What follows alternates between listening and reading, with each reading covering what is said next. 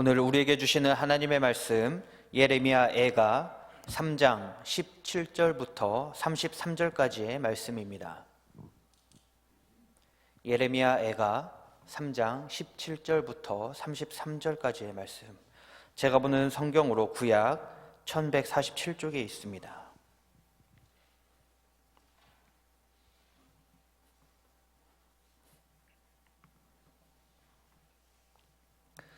다 찾으셨으면 한 절씩 교독하고 마지막 절은 합독하도록 하겠습니다. 제가 17절 읽습니다. 주께서 내 심령이 평강에서 멀리 떠나게 하시니 내가 복을 내어버렸으며 스스로 이르기를 나의 힘과 여호와께 대한 내 소망이 끊어졌다 하였도다. 내 고초와 재난 곧 쑥과 담즙을 기억하소서. 내 마음이 그것을 기억하고 내가 낙심이 되오나 이것을 내가 내 마음에 담아 두었더니 그것이 오히려 나의 소망이 되었사옴은 여호와의 인자와 긍휼이 무궁하심으로 우리가 진멸되지 아니함이니이다.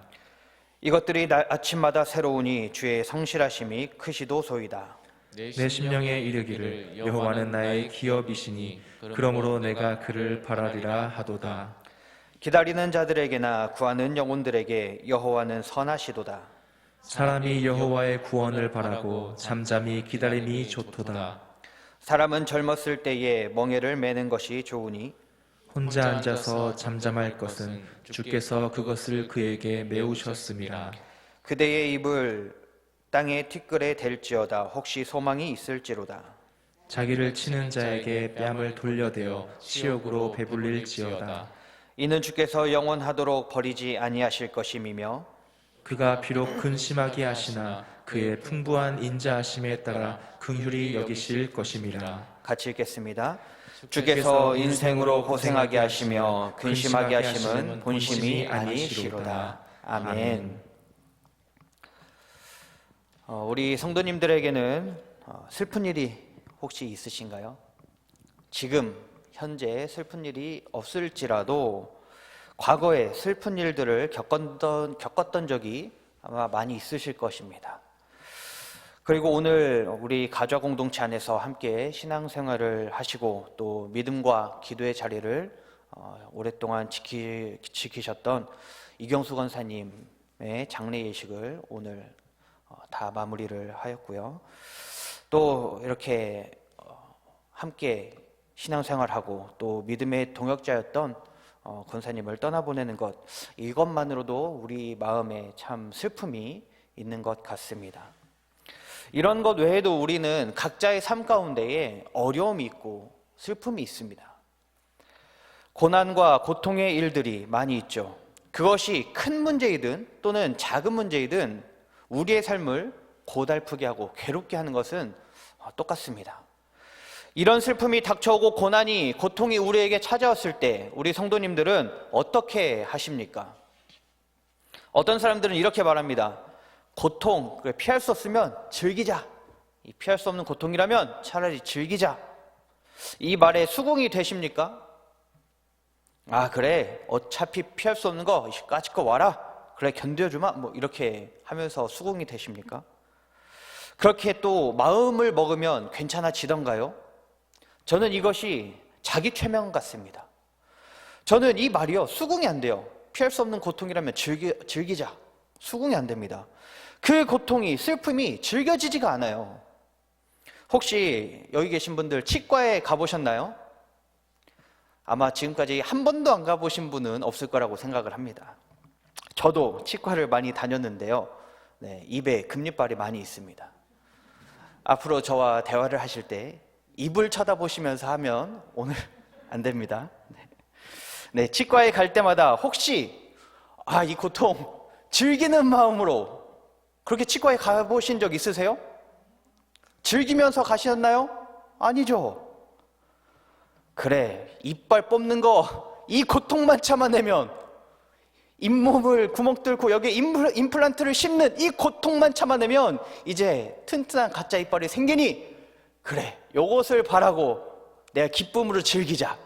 이렇게 생각하십니까 혹시? 아니죠. 그래, 요거 치료만 다 끝나면 아주 맛있는 음식들 잘 먹을 수 있으니까 이것만 즐기자, 이 고통을 즐기자, 이렇게 생각 안 하시죠? 저도 그렇습니다. 전혀 그런 생각이 안 들어요. 치과를 갈 때마다 무섭고요, 갈 때마다 아프고, 갈 때마다 마음이 힘들어요. 어떻게 이렇게 갈 때마다 참 힘들고 결코 즐길 수가 없는지 모르겠습니다. 자, 사실 이 슬픔과 고통의 문제, 이 절망 속에서 이것을 즐기는 것이 아니라 사실은 견디는 거죠. 견디는 것. 그렇다면 어떻게 견뎌야 할까요, 우리가? 제가 작년 11월 중반부터 한 12월 말까지 꿈마루죠. 아동부 꿈마루인데 한 달 좀 넘게 아동부를 담당했었습니다. 꿈마루 아이들의 나이가 8세에서 13세까지 초등학생 아이들이죠. 이 아이들에게 설교를 하면서 제가 이런 질문을 했어요. 얘들아, 너희들 힘들고 어려운 일들이 있니? 그 아이들이 뭐라고 대답했을까요? 아니요, 저 너무 기쁘고 행복해요 라고 했을까요? 아니요, 애들이요 다 네, 힘들어요, 너무 힘들어요, 막 이런 소리를 지르면서 이야기합니다. 그래서 제가, 야, 8살짜리 애가 이렇게 힘들다고 소리친다고? 하면서, 뭐가 그렇게 힘드니? 그러니까 그냥 다요, 뭐 이래. 전부 다요. 학교 가는 것도 힘들고 공부하는 것도 힘들고 막 이런 대답들을 막 여러 아이들이 했습니다. 그래서 또 물어봤어요. 그럼 그렇게 힘들 때 너희들은 어떻게 해? 물어봤더니 여러 아이들이 이야기하죠. 그냥 멍 때려요, 이렇게 얘기도 하고 하는데, 한 아이가 이렇게 이야기합니다. 노래방 가요. 저는 그 대답을 듣고 솔직히 감탄했어요. 야, 얘는 자기가 힘들 때, 어려운 일이 있을 때, 뭔가 좀 고통이 있을 때 이것을 해소하는 방법을 정확하게 알고 있구나. 자기가 노래방 가서 소리 지르고 노래 부르고 하면 뭔가 이게 스트레스가 해소된다는 걸 이 아이는 정확하게 깨닫고 있는 거죠. 네, 우리에게도 이런 슬픔과 고통이 있죠. 이런 고통이 밀려올 때 우리도 이 아이가 말한 것처럼 우리도 견뎌야 합니다. 노래방을 가시든 교회에 오시든 견뎌야 되겠죠. 그 어려움을 속에 품고 혼자 전전긍긍하고 끙끙 앓고 있는 것이 아니라 소리내서 외쳐야 됩니다.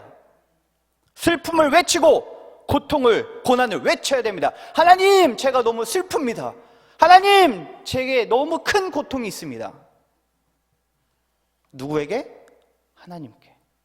이게 고난을 견디는 방법이죠. 오늘 말씀에도 슬픔, 고통, 고난, 이 절망에 빠져 있는 사람이 나옵니다. 바로 예레미야입니다.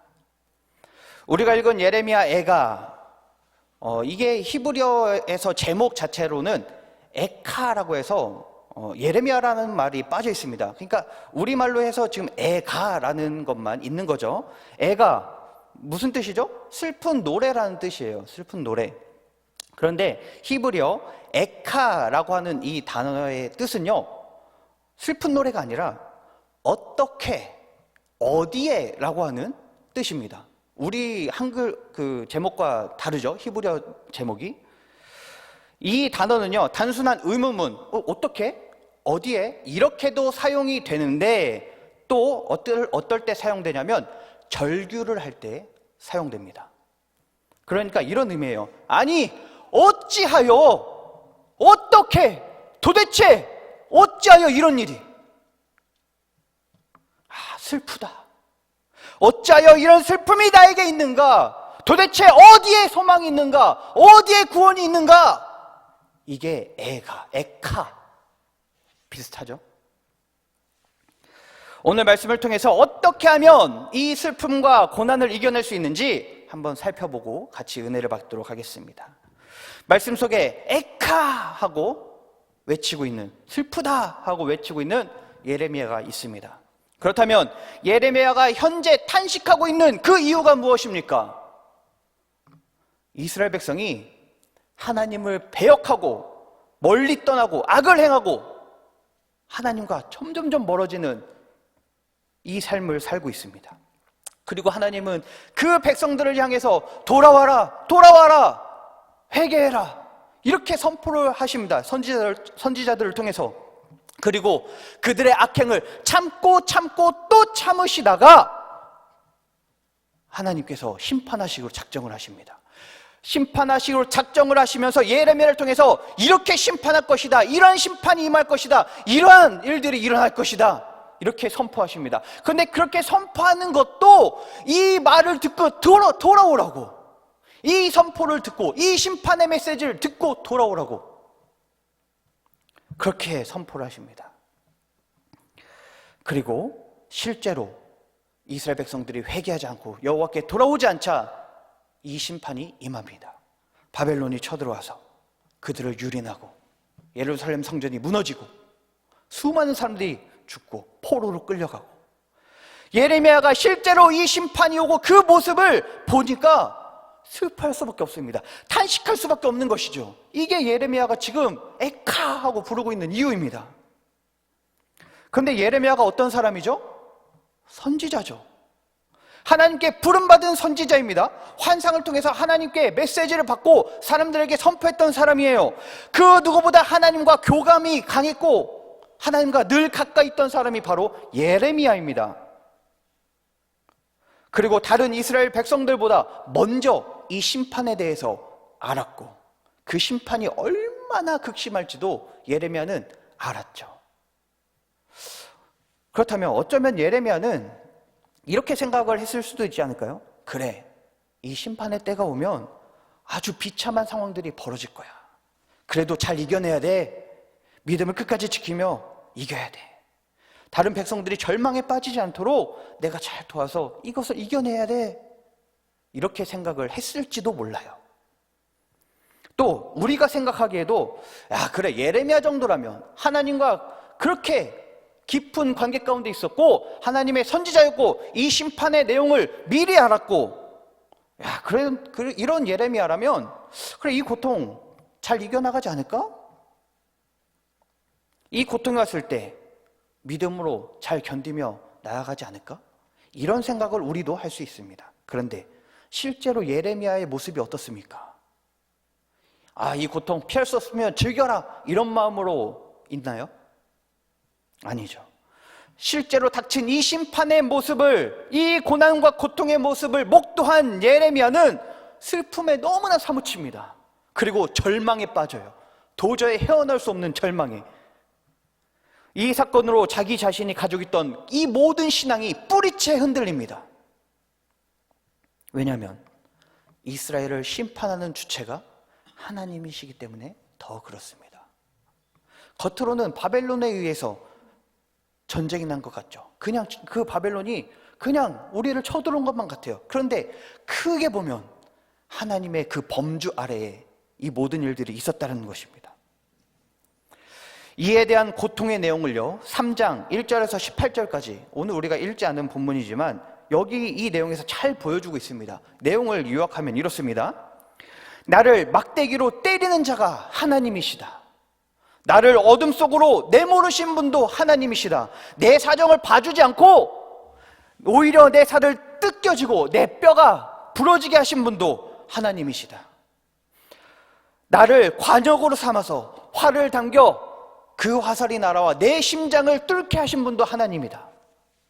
나를 조롱거리가 되게 하고 쓰디 쓴 것, 쑥을 그 짠 즙을 마시게 하고 비통으로 배부르게 하신 분도 하나님이시다. 평안을 내쫓으신 분이 하나님이시다. 그래서 내가 복을 잊어버렸다. 그래서 하나님께 대한 내 소망이 끊어졌다, 멸망했다. 이게 18절까지의 내용입니다. 이스라엘에 닥친 이 모든 상황이요, 현재 우리가 겪는 이 모든 극심한 고통이 하나님이 하셨다라는 거죠. 그래서 하나님에 대한 소망이 끊어졌대요. 멸망했다고 말합니다. 도저히 견딜 수 없는 고통과 고난으로 예레미야는 절망에 빠진 거예요. 절망. 우리도 이와 같습니다. 우리도 하나님께 부름받은 백성이죠. 예레미야처럼 예수 그리스도를 믿고 구원받아 기쁨으로 살아가는 존재가 바로 우리입니다. 하지만 우리도 이 세상을 살아가면서 고통과 고난, 그리고 슬픔, 상처, 아픔이 우리에게 찾아올 것을 압니다. 그것이 어떤 고난일지, 어떤 형태로 우리에게 올지는 우리가 정확히 알지 못하지만 고통이, 고난이 올 것이라고 우리는 생각을 해요. 그러나 그 고통과 슬픔이 실제로 우리에게 왔을 때 어떻게 생각하십니까? 그래, 올 줄 알았어. 그래, 즐기자. 이렇게 하십니까? 그렇게 되던가요? 아니죠. 우리도 나에게 찾아온, 우리 가정에 찾아온, 우리 사업에 찾아온 이 수많은 고통과 아픔, 이것들을 목도했을 때 그것을 쉽게 아무렇지 않게 믿음으로 잘 이겨나갈 수가 없습니다. 사업이 부도가 나서 빚쟁이가 되고 집이 경매로 넘어가서 거할 곳이 없고 수중에 돈 한 푼 없어서 나와 내 자녀들이 먹을 것을 살 수도 없고 군에 간 자녀가 의문의 사고로 사망하고 학교에 잘 다니고 있는 것 같던 내 자녀가 학교 폭력으로 고통받고 자살하고 여러 가지 사고로 사랑하는 사람들을 잃고 먼저 떠나보내고 이러한 일들이 우리에게 두세 개만 겹쳐서 와도 우리는 이 예레미야처럼 절망에 빠지게 되지 않을까요?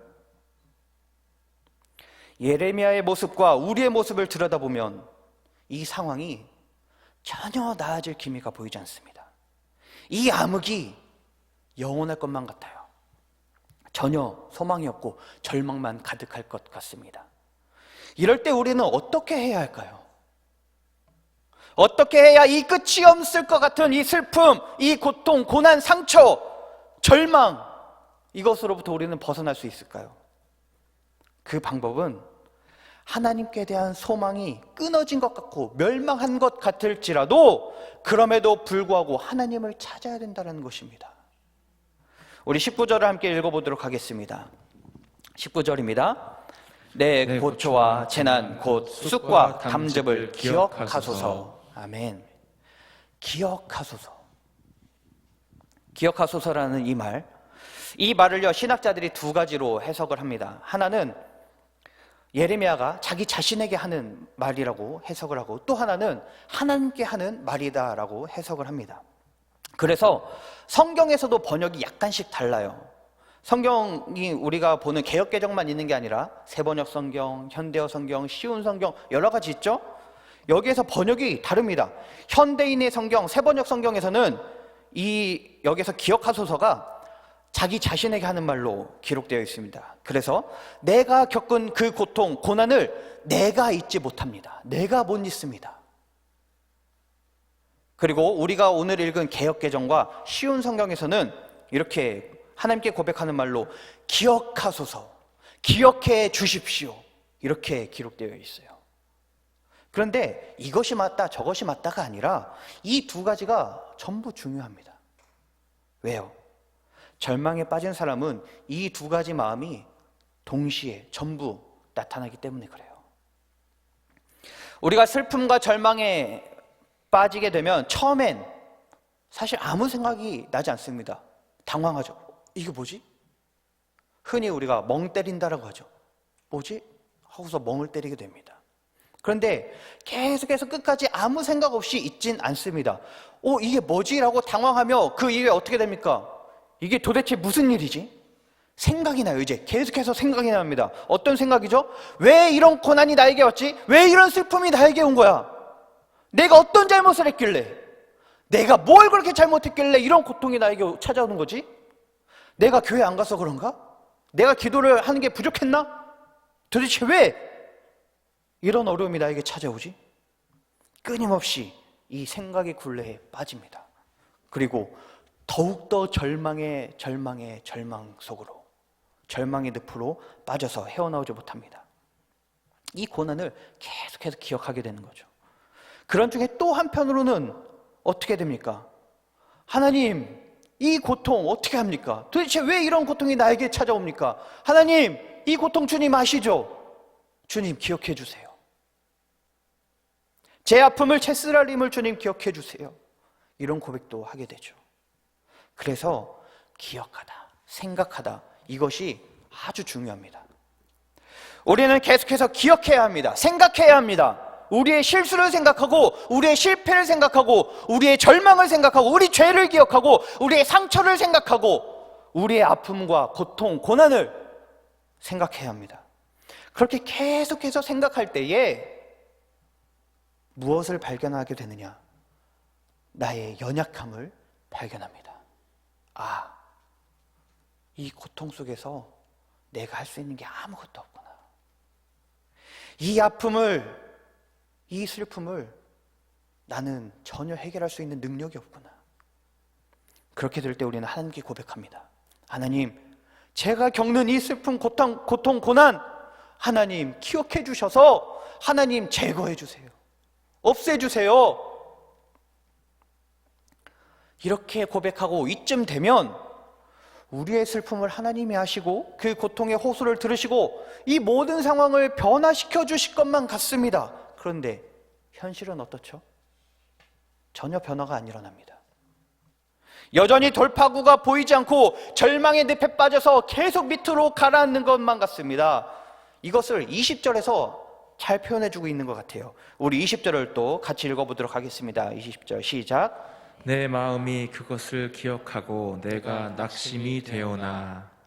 아멘. 내 마음이 그 고통을 기억하고 그 고통을 기억하고 낙심이 된다. 이렇게 말합니다. 기억하고라는 말과 낙심이 된다라고 하는 말, 이 두 동사에서 히브리어 시제가 있습니다. 과거, 현재, 미래 시제가 있는데 시제가 미완료 시제예요. 완료, 미완료 이렇게 있는데 미완료 시제입니다. 그러니까 뭐예요? 끝나지 않은 거예요. 기억하고 계속 기억합니다. 그리고 낙심하고 계속 낙심한대요. 끝나지 않는데요. 그리고 이 기억하다라고 하는 단어가요, 자카르라고 하는 단어입니다. 근데 이 자카르라고 하는 단어가 여기에서 두 번이 사용돼요. 우리 성경으로 우리말로 번역된 곳에서는 내 마음이 그것을 기억하고 한 번이죠. 근데 히브리어에서는 두 번이에요. 자코르 지코르 두 번이 사용됩니다. 그러니까 그것을 기억하고 또 기억하고 그리고 그 기억을 기억하고, 그러니까 고통을 계속해서 기억하고 또 기억하고 상기하니까 낙심이 되고 이 낙심이 끝나지 않는다라는 말이죠. 이 고통이 무엇이 기억합니까? 말씀에서 내 마음이라고 말하고 있습니다. 20절에서 말하는 이 마음은요, 감정적인 것을 이야기하잖아요. 우리의 어떤 감정적인 것, 이게 아니라 히브리어로 네페시라고 해서 뜻이 숨쉬는 존재, 영혼, 생명 이런 것들을 의미합니다. 그러니까 20절에서 마음이라고 이야기하는 건요, 숨 쉬는 존재로 만들게 하는 그 영, 생명이 생명으로서 존재할 수 있게 하는 그 영, 이 영을 이야기하는 게 바로 네페시예요. 영. 생명이 있게 하는 것, 육체로 인해 숨을 쉴 수 있고 생각할 수 있게 하는 것, 바로 하나님이 우리에게 불어 넣어주신 바로 그 영, 이게 마음, 20절에서 말하는 마음, 네페시. 이 영이 고통과 슬픔과 고난을 계속해서 생각합니다. 절망을 끊임없이 생각해요. 그런데 이 문제가, 고통의 문제, 슬픔과 고난의 문제가 이 영에만 머물러 있지 않고 이것을 이제 우리 마음에 담아두었더니 오히려 소망이 되었다. 이렇게 말합니다. 21절입니다. 21절 같이 읽겠습니다. 시작. 이것을 내가 내 마음에 담아두었더니 그것이 오히려 나의 소망이 되었사옴은. 아멘. 이것, 고통을 내 마음에 담아두었다. 이렇게 이야기하고 있습니다. 자, 그런데 20절에서는 내 마음이 그것을 기억하고, 21절에서는 이것을 내 마음에 담아두고. 마음이라는 말이 두 번으로 연속 사용되죠. 그런데 20절에서의 마음과 21절에서의 마음이 다른 거예요. 20절에서의 마음은 히브리어 네페시라고 하는데 21절에서는 레브라고 하는 단어를 씁니다. 이게 뭐냐면 우리의 정신, 우리의 마음, 우리의 의지적인 것, 지정이죠. 이것을 의미하는 단어가 바로 이 레브입니다. 그러니까 우리 영이 계속해서 기억하고 그래서 낙심되는 것들이 우리의 정신과 우리의 생각과 우리의 마음과 우리의 의지적인 것에 연결되어서 이쪽으로 넘어오니까, 그래서 이 상황 가운데서 과거를 또 생각하니까 불현듯 무언가가 떠오릅니다. 이게 뭐지? 하면서 떠오르는 거예요. 여기에 엄청난 전환점이 있습니다. 절망 속에 빠진 신앙인의 전환점이 바로 여기서 나타납니다. 현재 슬픔과 비통, 고통과 고난, 절망을 계속해서 기억하고 더 나아가 그 이전의 슬픔, 현재의 고통과 고난 이전의 그 고통까지도 생각하고 기억하고 그렇게 생각을 합니다. 우리도 절망에 빠지고 그 가운데서 기도할 때가 있습니다. 처음에는요, 우리도 이성이 마비되어가지고 어떻게 기도하죠?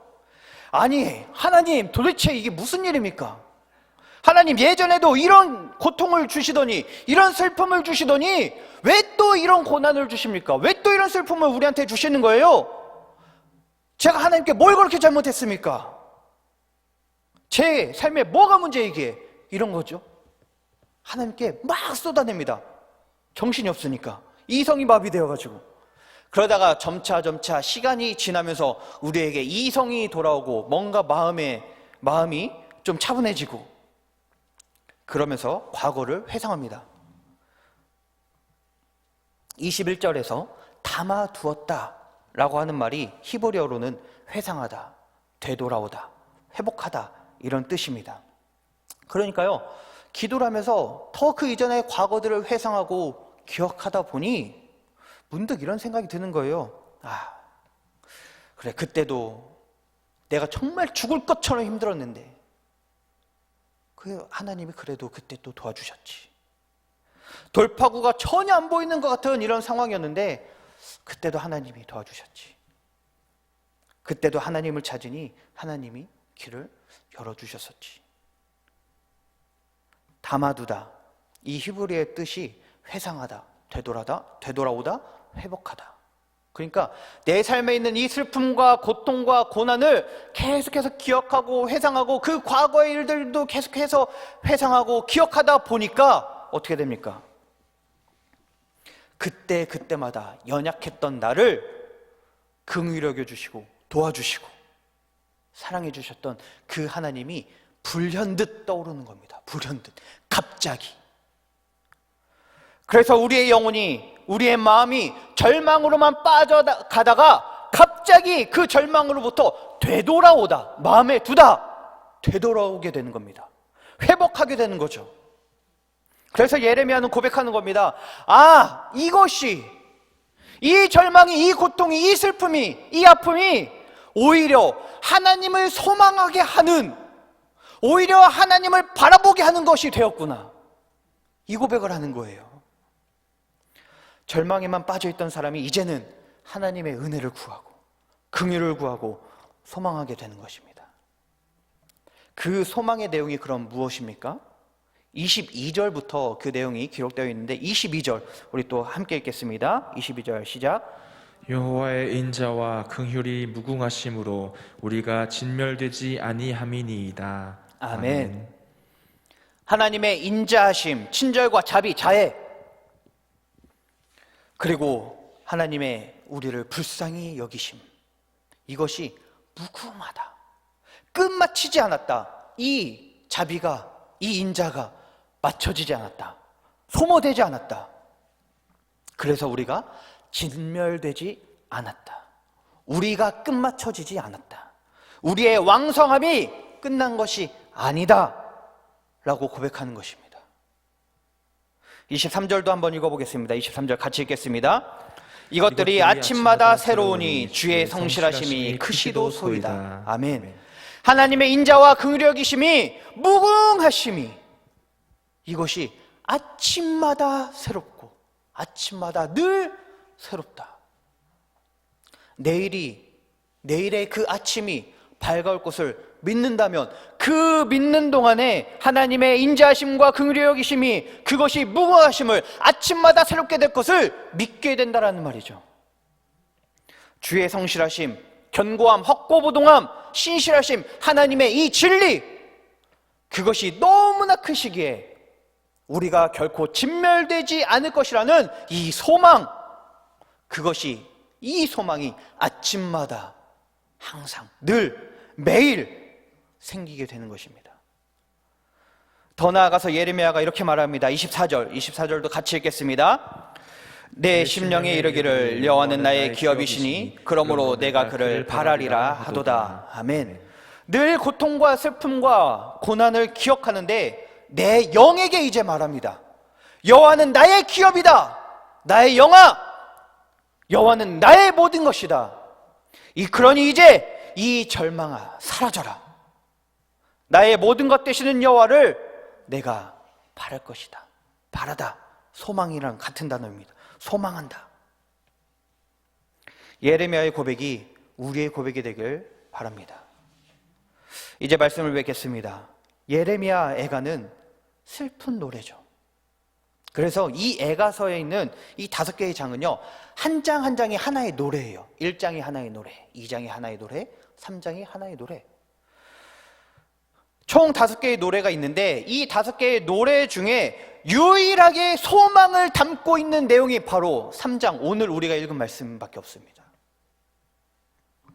다른 곳에는 소망을 이야기하지 않아요. 계속해서 슬픔, 고통. 저는 여기에도 또 다른 의미가 있다고 생각합니다. 우리의 삶은 마치 애가서처럼 1장의 고통의 노래의 삶, 2장의 슬픔의 노래의 삶, 3장의 절망의 노래의 삶, 이런 삶들이 깔려있다고 생각합니다. 우리에게는 수많은 절망과 아픔과 고통이 있지만 오직 소망은 하나님 한 분이십니다. 그래서 1장의 슬픔을 노래하다가도 소망 되신 주님을 바라보고, 2장의 고통을 노래하다가도, 고통의 삶을 살다가도 소망 되신 주님을 바라보고, 3장의 이 절망을 노래하고 절망의 삶을 살고 그 가운데 있다가도 소망 되신 하나님을 바라보는 것.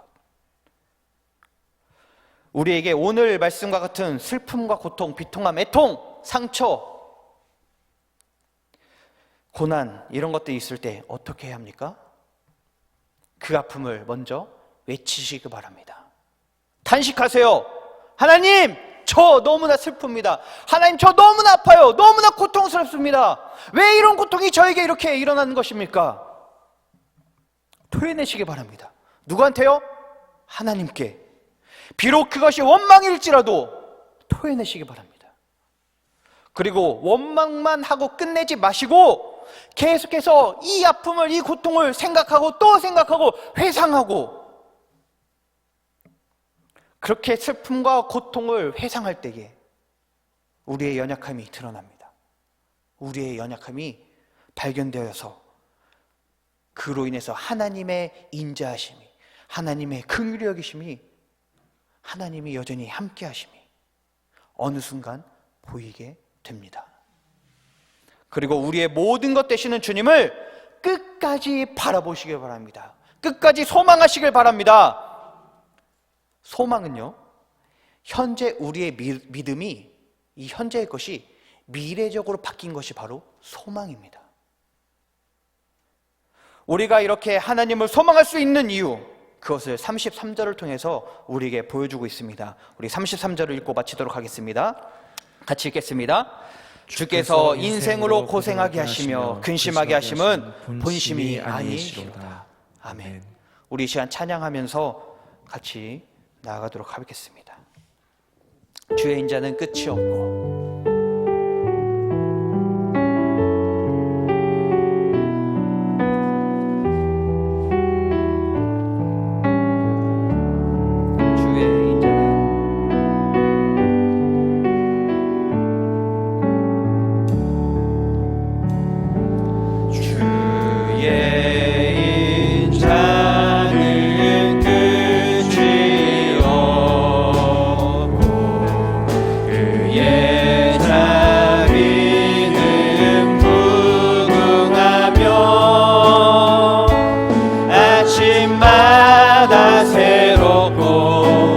늘 새로우니 주의 성실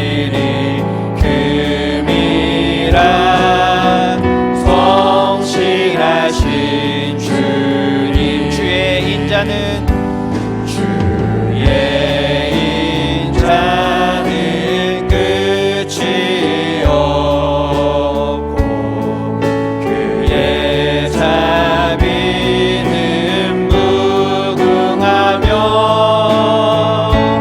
아침마다 새롭고 늘 새로우니 주의 성실이 금이라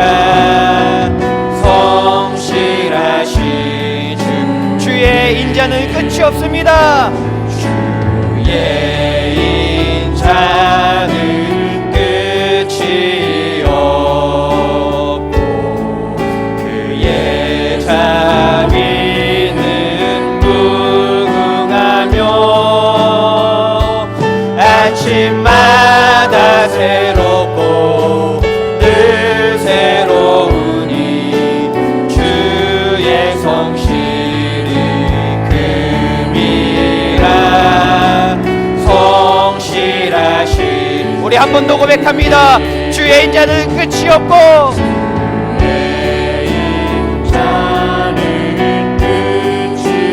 그의 자비는 무궁하십니다. 그의 자비는 무궁하며 아침마다 새롭고 늘 새로우니 주의 성실이 금이라 성실하신 아침마다 새롭고 늘 새롭습니다. 아침마다 새롭고 늘 새로우니 주의 성실이 금이라 성실하신 아침마다 새롭고 아침마다 새롭고 늘 새로우니 주의 성실이 금이라 성실하신 우리 마지막으로 고백합니다. 아침마다 새롭고 아침마다 새롭고 늘 새로우니 주의 성실이 금이라 성실하신 주님. 우리 시간 같이 기도하며 나아가길 원합니다. 하나님께 우리 안에 있는 고통이 있습니까? 우리 안에 있는 탄식이 있습니까? 비통과 어려움이 이런 것들이 있습니까? 이 시간 주님께 외치시기 바랍니다. 하나님께 탄식하시기 바랍니다. 하나님께 토해내 놓으시기 바랍니다. 하나님, 저에게 이런 고통과 아픔과 어려움이 있습니다. 주님, 우리의 고통을 기억하여 주시옵소서. 나의 아픔을 기억하여 주시옵소서. 하나님, 그리고 여기에서 우리를 인생이 끝마쳐지는 것이 아니라 하나님의 그 선하심이, 하나님의 인자하심이, 하나님의 그 자비하심이 끝이 없고 무궁함을 우리로 하여금 깨닫게 하여 주시옵소서. 하나님의 인자하심을 아침마다 깨닫게 하여 주시옵소서. 하나님의 성실하심을 아침마다 깨닫게 하여 주시옵소서. 이 시간 다 함께 주님을 크게 한번 부르짖고 통성으로 기도하겠습니다. 주여, 주님 아버지, 주님, 우리 삶 가운데 수많은 아픔과 어려움이 있습니다. 주님, 남에게 말하지 못한 이 수많은 어려움들, 아버지, 주님과 나머지 알고 있었던 이 고통의 문제, 주님, 이 시간 주님께 토해내놓습니다. 주님, 나의 슬픔을 토해내놓습니다. 나의 가족의 문제를 주님께 토해내놓습니다. 내 자녀의 문제를 주님께 토해내놓습니다. 주님, 나의 사업의 문제, 직장의 문제를 주님께 토해내놓습니다. 주여, 우리의 문제를, 이 고통을, 이 아픔을, 이 슬픔을, 이 상처를 주님 기억하여 주시옵소서. 주여, 주님의 인자하심이 끝이 없는 줄 믿습니다. 주님의 자비하심이 무궁하신 줄 믿습니다. 주님, 주님의 인자하심과 주님의 자비하심, 주님의 긍정심을 날마다 깨닫게 하여 주시옵소서. 날마다 아침마다 새롭게 하여 주시옵소서. 주님을 향한 이 소망이 끊어지지 않게 하여 주시옵고 이 소망이 날마다 샘솟게 하여 주시옵소서. 이 소망이 날마다 생겨나게 하여 주시옵소서. 신실하신 주님을 바라봅니다. 신실하신 주님, 진리이신 주님, 우리 삶 가운데 찾아오셔서 주여 말씀하여 주시옵고 주님 역사하여 주시옵소서. 온전히 하나님 함께 하실 것을 믿습니다.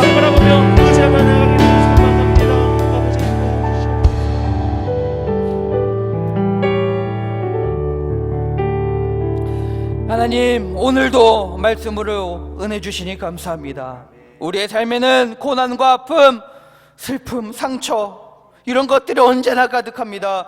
그래서 늘 절망의 늪에 빠져서 죽어가는 우리의 영혼이 있습니다. 이런 우리의 삶 속에서 우리의 믿음의 백성들이 그 아픔을 하나님께 내어놓게 하여 주시옵소서. 그 안에서 우리의 연약함과 하나님의 성실하심을 발견하게 하여 주시옵소서. 그래서 소망 되시는 주님을 의지하게 하여 주시옵소서. 그 소망이 아침마다 새롭고 늘 새롭게 우리 삶에 자리 잡을 수 있도록 주님 인도하여 주시옵소서. 온전히 함께 하실 것을 믿으며 거룩하신 예수님의 이름으로 감사하며 기도하옵나이다. 아멘.